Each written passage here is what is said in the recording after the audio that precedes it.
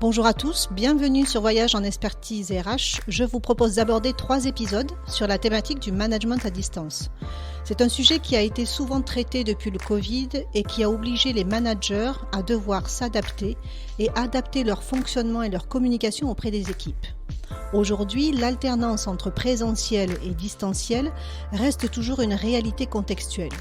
Le premier épisode répondra à la question suivante: comment faire d'une contrainte un réel atout managérial?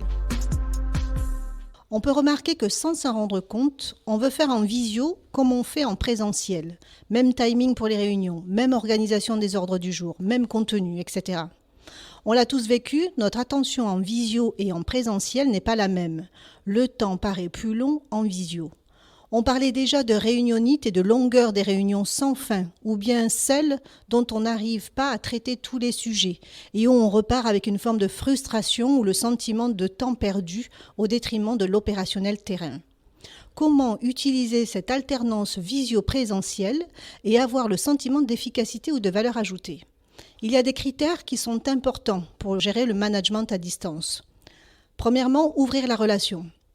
Une remarque. L'apparition de l'image en visio est immédiate et on voit davantage en détail l'expression de votre visage et du non-verbal car nous sommes tout simplement en gros plan, alors qu'en présentiel, il y a l'ensemble de votre physique et l'environnement, le lieu, donc plusieurs choses peuvent capter notre attention. Cela veut donc dire que la moindre crispation, stress, inconfort, sentiment est ressenti et perçu plus rapidement à l'écran. Pour un manager, son enthousiasme, sourire et ouverture doit être intentionnellement transmis en visio dès le démarrage.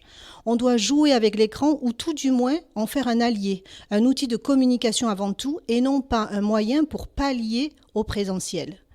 La pose statique va donc à l'encontre de la relation. Ce n'est pas parce que l'écran est statique que nous devons l'être également. Mettre du mouvement dans sa communication est donc important.